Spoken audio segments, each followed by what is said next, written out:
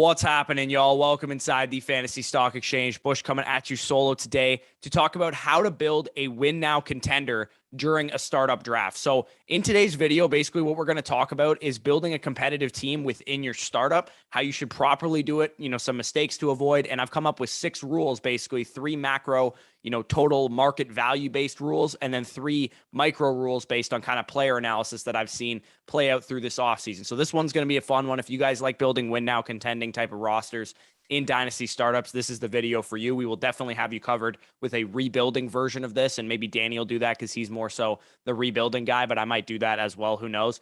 So yeah, basically we're going to talk about how to build a contending roster the proper way within your startup and make sure that you're not sacrificing too much value in the future and all that kind of stuff will be covered in this video. So if you enjoy this video at any point, hit the like button. Really helps us out, really helps us grow. Comment down below any of your thoughts. Subscribe to the channel if you are new as well. Make sure to check out, TikTok, Patreon, all that stuff will be linked in the description. Check out our sponsors over at underdogfantasy.com as well. Best Ball Mania drafts flying fast and furious right now. If you want to get a piece of that action, a piece of $2 million to first place, $1 million for the regular season champion, you can use promo code FSE at sign up and first deposit, and you'll get 100% access to our Dynasty Rankings Manifesto as a free gift from us. And you'll also get a deposit match back from them. So if you put in $10, you get $20 and you get our rankings for free. So no better deal on the internet than that.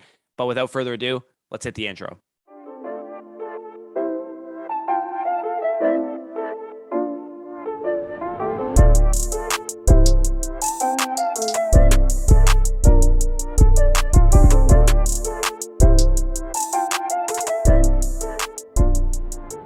This is how to teach you how to properly build a win now startup in your leagues right now. These are the macro principles that you want to take into account. So I come up with 6 rules, like I said in the intro, and 3 of these rules are just basically heuristics, principles that you want to take into account, guidelines to follow during a win now startup. And then the other 3 rules are specific to this year's ADP. So the first rule number 1, is never go into a startup with the intention of winning now or building a contender. So kind of counterintuitive because you're watching this video, because this is specifically telling you how to win now. But just as a general philosophy, a general rule, you want to first determine what is the micro market of the league that I'm entering. Is this a home league with all my college friends, high school friends, whatever, all the guys that I've been playing redraft with for a couple of years, and maybe they haven't played in a dynasty league yet. I haven't played in a dynasty league yet. So the micro market of that league is probably going to be geared towards more of a redraft style league. So in that league, maybe going young is the move if this was everyone's first dynasty league. Or is this a league within our Discord? Is this a league of maybe sharper players, industry folks,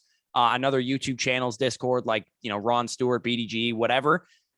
Or is it guys that you have no idea how they're going to behave? You have no idea who they like, who they value highly. All that factors into the strategy that you want to start with. The bottom line is you never want to enter a startup in, before the draft starts. You never want to be like, hey, I'm going to 100% compete with this team. I'm going to 100% rebuild this team.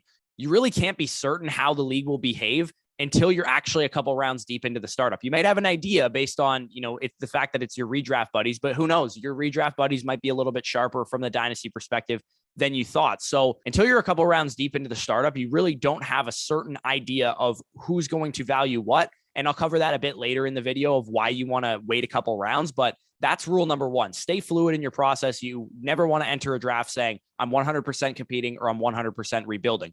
Rule number 2 is don't deal all your future draft capital during the startup. So a lot of people think that when they're winning now, they don't need future draft picks, right? They don't want to, they want to sell their 2023, 2024 picks because they don't need them. They're going to be competing. They're going to be late picks anyway. But the problem with this is that during the startup, your future draft capital is the cheapest it's ever going to be during the startup. Your 2023 first, your 2023 second, 2024 first, whatever the case is. I've made this mistake in the past, and it's 100% true. If you are competing, the reality is that pick has the least amount of value during the startup, and you can trade it even right after the startup, as soon as the startup is over, for more value than you're going to get during the draft. If you want to move your first, for example, to acquire a veteran player to help you win, do it after the startup. Do it close to the season, for example, when you're approaching the season. Let's say you missed out on Michael Thomas or something because you wanted him during the draft and he got sniped. You wanted him to fill out your final flex spot. You think he's going to have a big bounce back year this year. Wait until after the startup to trade for Michael Thomas. Don't oversell the farm to go get Michael Thomas during the startup, because I guarantee you he will be cheaper after the draft, because some people are going to look at their teams after the draft and be like, shit, my team can't win. I don't like this team at all. I better start rebuilding now. And those are the teams that you can attack and send your 2023 first to, because they're going to be selling off whatever win now pieces that they have. And you can get those guys closer to the season in June, July, August, whatever the case is. Or you can just hold your future draft capital, which is always an option as well. Maybe even collect some during the draft and still build a win now contender, because the ideal situation to be in, and I'm sure if any of you guys are in this situation in a dynasty league right now, you can attest to this, is to be able to win now and also still have all your future picks and maybe even someone else's future picks on top of that, because you want to be able to replenish your already contending roster with youth through the draft if you can, or just trade those future picks if you need to for more veteran pieces to help you really, really contend this year. So that's the ideal situation to be in if possible. But if you're playing with sharp players, you're probably not going to be able to walk out of the startup with 4 2023 firsts and a win now contending roster. Probably going to be a little bit harder to do that with sharper, more competitive players. But if you're in a more casual league, that is definitely a possibility for you. So rule number 3, the final macro rule that we have, and this is the most important in my opinion, is maintaining flexibility within the first 3 to 5 rounds. So you guys have probably heard me say this when we're doing mock drafts on live streams, or, you know, when we're just talking about why we have certain players ranked over others, but I want to stay as undecided as long as possible during a startup. And the reason I want to do that is going back to rule number 1. We don't want to know if we're competing or rebuilding until we're a midway through the draft, 3, 4, or 5 rounds into the draft, because at that point we have a good idea of our micro league market and who everyone is valuing. Is youth flying off the board, all the young players going off the board? At that point in time, you can make the decision, hey, everybody's overvaluing youth. I can make the transition into a win now contender, and nobody's going to be the wiser. Everybody's going to still take young players, and I'm going to get discounts on veteran production for fantasy. Or is the opposite true, right? I'm in a redraft league with all these guys. We're doing our first dynasty league and nobody's taking age into account. I'm getting a discount on all these young players. And at that point, everyone's overvaluing, current production. I can collect people's first round picks, get all these young players and compete in a couple of years from now. That's something that you want to have the flexibility to do from rounds 3 to 5. So to illustrate my point, here's a couple mock drafts that I did of the first 4 rounds, the first 5 rounds, and the last one, to illustrate my point and to tell you how important this ends up being. So in the first mock draft, you guys can see that I took Josh Allen at number 2 overall, AJ Brown at the 211, Trey Lance at the 3-2, which is just absurd value, and then DJ Moore at the 411. So 4 rounds into this draft, I can decide, because I have 2, receivers that are 25 years or younger. I have 2 quarterbacks that are in their 20s. I can decide either to rebuild this team, or I can decide to push my chips into the middle and contend, because all of the pieces that I have, maybe Trey Lance is the exception to that, can compete right away, assuming Trey Lance starts this year. So I can transition this team starting in round 5, round 6, round 7 into a competitive team if I want to, or I can continue to collect young assets and rebuild. That is why you want to maintain flexibility in the first 3 to 5 rounds. And I will actually sacrifice potential early fantasy production to do this. So if I'm on the board and I have Cooper Kupp versus AJ Brown, Cooper Kupp is going to outscore AJ Brown this year, most likely, but I will take AJ Brown to maintain that flexibility factor so that I can either rebuild or contend if I want to. And then here's number 2, mock draft number 2, picking from the back end of the draft. I get Lamar Jackson to fall to me at 110, phenomenal value there. Then I take Javonte Williams at 2-2, who, even though he's a running back, he's 21, 22 years old. I can retool and rebuild this team over the next 1 to 2 years if I need to. Javonte Williams should still be in his prime. Then I go with Tyreek Hill at the 310, who, even though he's a bit of an older wide receiver, should still have 3 to 4 years left in the tank. Maybe I go with DK Metcalf there instead, if you prefer. Deontay Johnson there at the 4-3. So at that point in time, I can decide to either rebuild or contend. Maybe if I'm rebuilding, I sell off Tyreek Hill during the season or something like that. But either way, you kind of get the point.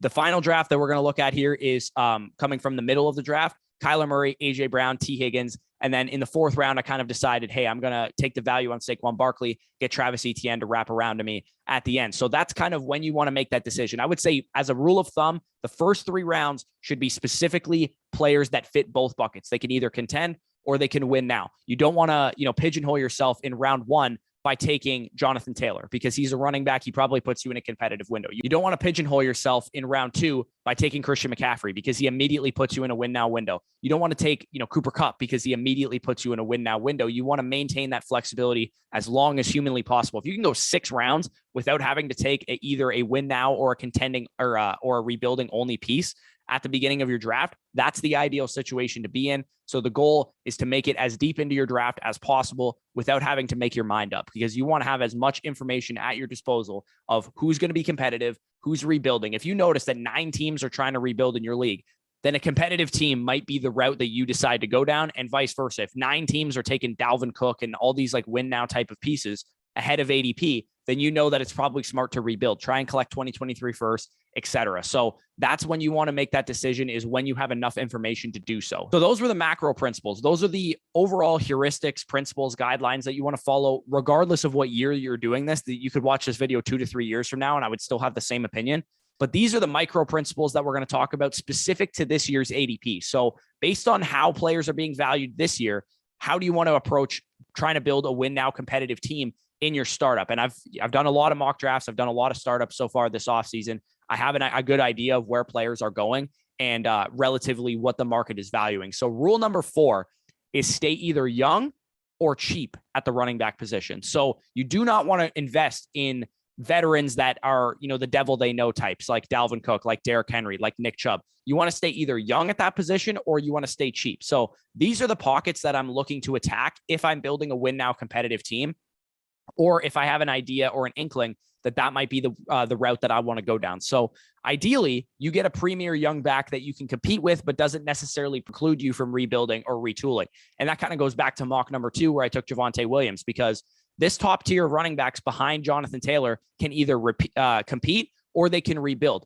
This group of Najee Harris, Javonte Williams, DeAndre Swift. I know Danny talks about how you can't rebuild with Najee Harris. I just frankly disagree with that take. If you're picking near the turn, I love grabbing a quarterback like Lamar Jackson, like Kyler Murray, like Deshaun Watson, like Dak Prescott, and then grabbing one of those young running backs to help myself either compete or rebuild in the future, early round 2. Again, if I leave my draft with Javonte Williams and Lamar Jackson, I can either compete or rebuild with that team. I don't need to rebuild, and I don't need to compete. That allows me to maintain flexibility. And I also get, if I do decide to compete at a later point, some good production early in year 1. That allows you also to smash wide receiver value in the mid rounds and get a cheap RB2 type like James Conner or like Leonard Fournette, and build out kind of like a hero RB that way.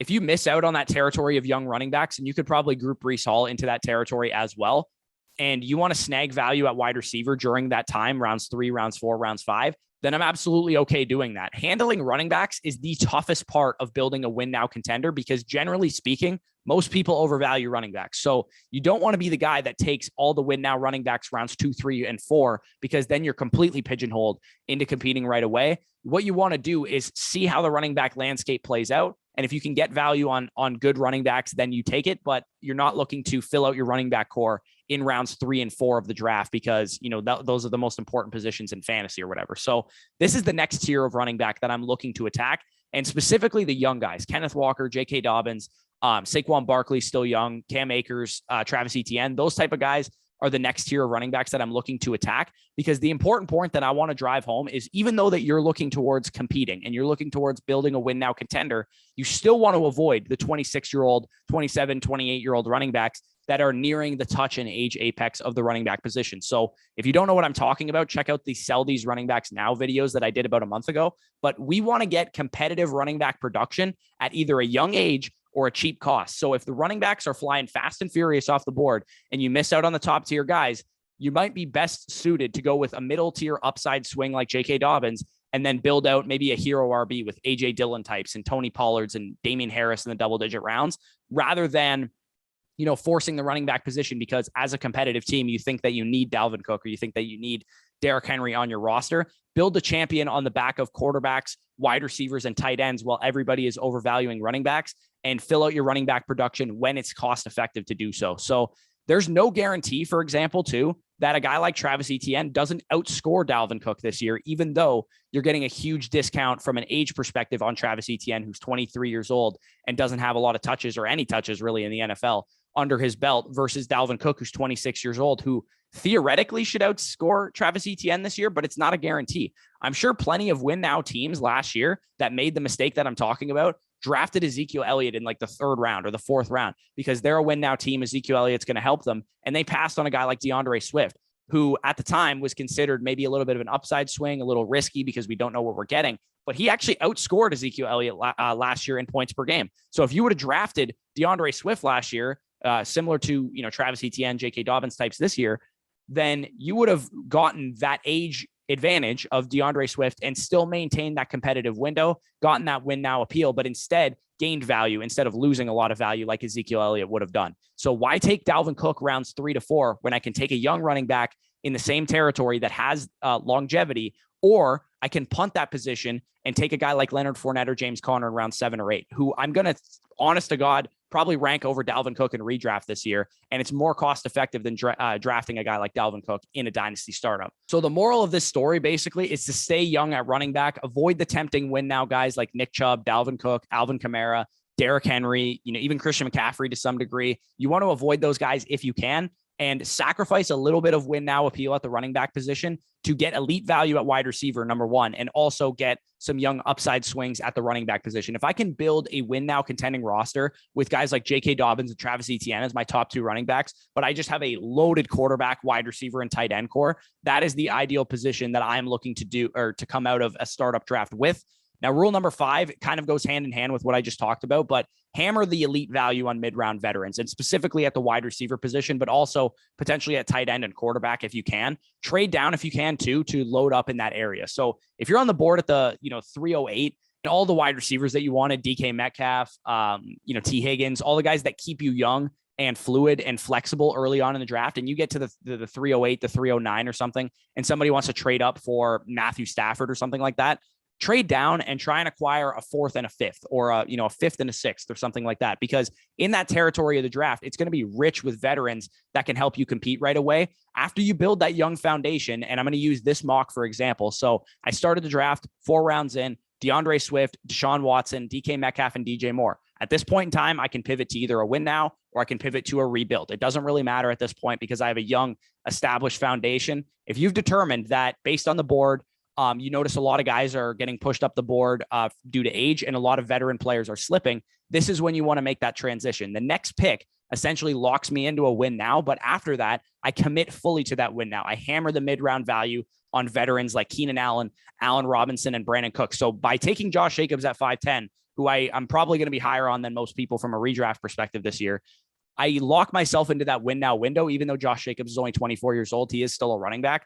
I hammer the value on Keenan Allen, on Allen Robinson, on Brandon Cooks, because those guys are going to give me elite production this year. And maybe not elite for some of them, but at least wide receiver 2 production this year. So the important part here is that I would rather hammer wide receivers who are closer to the end than I would running backs. So instead of taking Dalvin Cook, Derrick Henry, Alvin Kamara rounds 2, 3, 4 area, build your team around elite short-term wide receiver production as a pivot away from that, because guys like Keenan Allen, guys like Mike Evans, Michael Thomas, Allen Robinson, and Brandon Cooks are going to give you comparable wide receiver production to the running backs that I just mentioned.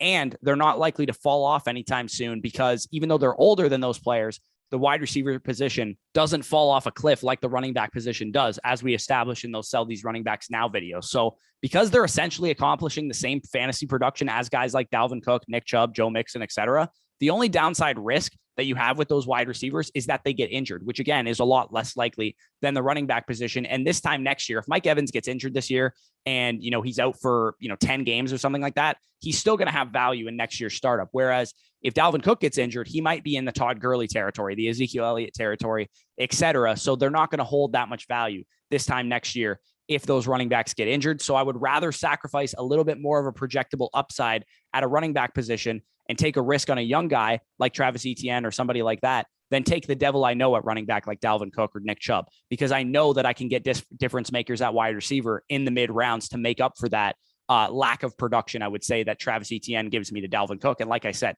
there's no guarantee that he doesn't just outscore him next year at that young of an age. So rule number 6, and this is kind of a personal preference of mine because I just like taking the value on veteran QB2s, is take the value on veteran QB2s. Again, this is specific to this year's ADP. This doesn't necessarily apply to last year or next year. It's just something I've personally noticed, that I can bypass Justin Fields and Trevor Lawrence and guys that are, young, but they have question marks around them, in favor of quarterbacks like Derek Carr, like Kirk Cousins, like Ryan Tannehill, and build my young quarterback 3 behind those guys. This is the ideal build for me in a win now right now. I can get an upside piece like Zach Wilson, like you guys see in this draft, in round 5 or round 6, and I can go and turn around and grab Kirk Cousins or Ryan Tannehill or even Tom Brady, if you're looking for something like that, to give me a top 15 to 16 type of quarterback season, so I don't have to rely on Zach Wilson right away. And this still keeps me a little bit more balanced. I can still, build my team around Zach Wilson in the future. So in a rebuild, it makes sense to secure two young guys, in my opinion, like Deshaun Watson or Trey Lance. But when you're actually looking to compete, you want to remember that in a one quarterback redraft league, there's 6 to 10 20-point per game scores every year. And we're actually very accurate at predicting these guys.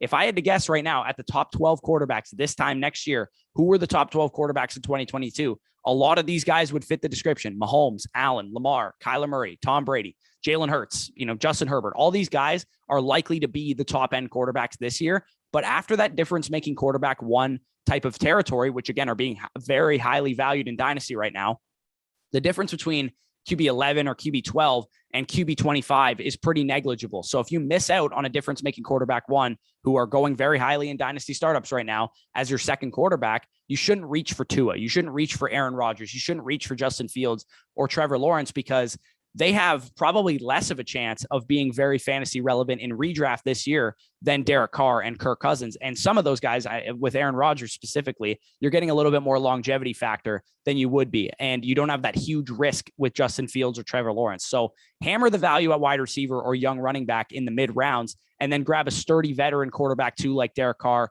Kirk Cousins, somebody like that, who will still hold value for a couple of years and give you better production in the short term, as opposed to taking a guy like Fields, Tua, or Trevor Lawrence, or anybody going slightly ahead of those guys simply due to how old they are. So finally, just to show you how these rules are being broken in action, I decided to basically screw up a mock draft to show you what not to do.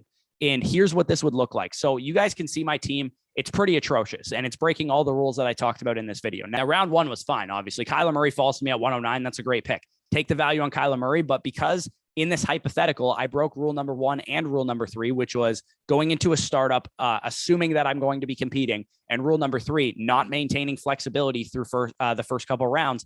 I entered rounds 2 and 4 just with the intention of competing, and I passed on potentially better values and guys that are less risky assets to hold just because I was competing. So is Cooper Kupp going to help me in year one at the 2-4? Absolutely. Cooper Kupp is going to be very good this year from a fantasy perspective. But instead of taking Cooper Kupp at the 2-4, I could have gone with a more balanced approach. I could have taken CeeDee Lamb, who's going to be good this year, who's going to be, there's an outside chance he even outscores Cooper Kupp, but he's not going to preclude me from pivoting to a rebuild if I want to, right? If I have CeeDee Lamb and Kyler Murray as my start, I can rebuild that team. I can, punt for a couple of years down the road. I can also compete with that team because those are guys that are probably in their primes already as well. I could have gone with DeAndre Swift instead of Cooper Kupp as well, who also doesn't preclude me from competing right away because he's a 23-year-old running back. And same goes for the other rounds. The second you select draft on a guy like Derrick Henry in round 3, you are competing. You have no other choice but to compete. You are committing to a win now and breaking rule number 4, which is not taking, veteran running backs in the mid rounds because they are overvalued relative to the production that they're going to give you. You either want to go young or you want to go cheap at running back. Why would I take Derrick Henry in round 3 when I can get 80 to 90% of that production in round 7 and 8 with Leonard Fournette and James Conner? Or I can just get a young running back who has a little bit more risk, but is going to hold value longer, like DeAndre Swift or Javonte Williams or J.K. Dobbins or Najee Harris or Breece Hall or anybody in that territory. The smart move there would have been to grab a guy like T. Higgins, who went at the 402 in this draft, or a guy like DK Metcalf, and pair those two guys up at the turn. So that way I go into round 5, with Kyler Murray, CeeDee Lamb, for example, or DeAndre Swift. Then I go T. Higgins and I go with DK Metcalf. That way I'm staying fluid. I'm staying flexible in those first 4 rounds. And then I can decide at that point in time, do I want to compete or do I want to rebuild? Instead, obviously, I grab the guys that pigeonhole me into competing right away, which is something, even if you're looking towards a win now contender, you don't want to pigeonhole yourself that early in the draft. And also, instead of hammering mid-round wide receiver value, I took Chris Olave. Now, again, I would never actually do this. This is just a hypothetical bad draft. Who doesn't fit the goal of my team, right? Taking Chris Olave in round 6 would only be suitable for a team that is looking to rebuild. A team that has hammered Derrick Henry, Alvin Kamara, and Cooper Kupp in the first 4 rounds of their draft should not be taking Chris Olave because that doesn't fit the goal of their team. The goal of their team at that point is to win now. So if you commit to the win now, you better fully commit. Don't half commit. That is a big mistake that a lot of people can make during their startups. And also at the quarterback position, I had the opportunity to pair a win now quarterback with a young guy, like I talked about as the proper way to do it, or the way that I like to do it based on ADP this year. I could have grabbed a guy like Zach Wilson or Mac Jones or Kenny Pickett or whoever you like in that territory. But instead, I took a redundant veteran stack of Brady and Derek Carr. Why do I need both of those guys, right? I don't need both of those veteran quarterbacks. I only needed one of those guys to pair with a young guy to help me get by for the next couple of years. And the final few picks are just bad values, right? I took Juju Smith-Schuster, who you guys know I don't like.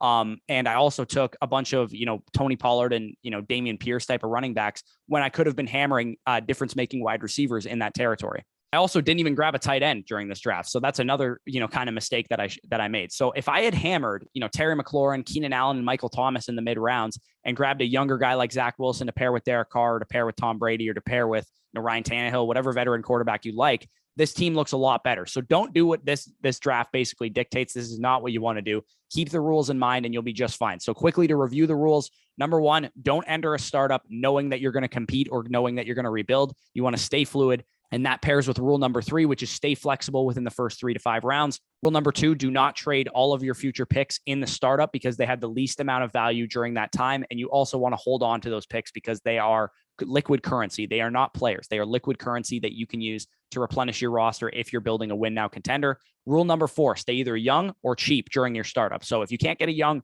elite upside running back, then you better stay cheap. Get James Conner, go get Leonard Fournette. If you miss out on those guys, even just do a 0 RB. Take AJ Dillon, take Michael Carter types, take guys like that in the later rounds. Damian Harris. Rule number 5 was hammer the elite value on mid-round veterans, and specifically at the wide receiver position where you can get elite guys like Allen Robinson and Michael Thomas and Keenan Allen and Mike Evans and all these guys that are going to be phenomenal from a redraft perspective this year. And then rule number 6 was kind of optional, but it's something that I'm personally doing, which was take the value on veteran QB2s, because the difference between a quarterback 2 in fantasy and a quarterback 1 in fantasy is a lot bigger than people think. So give me the cheaper veteran quarterback 2 than, the quarterback 2 like Justin Fields or like Trevor Lawrence, who cost a lot for you to draft in your draft. So for you to be drafting. So if you guys enjoyed this video, I hope you guys followed kind of my logic throughout this video. I'm probably going to edit this down to make sure it makes a lot of sense as I'm watching it. But if you guys enjoyed this video at any point, hit the like button, comment any of your thoughts down below as well, and subscribe to the channel if you are new. Let me know also if you guys have any ideas for videos for the Dynasty season, for the redraft season. By all means, leave it in the comment section. I've done a number of videos that have been suggested by you guys. So if you think I'm not going to listen or I'm not going to do it, you're wrong. I will if it's a good idea. So by all means, leave ideas for videos down below.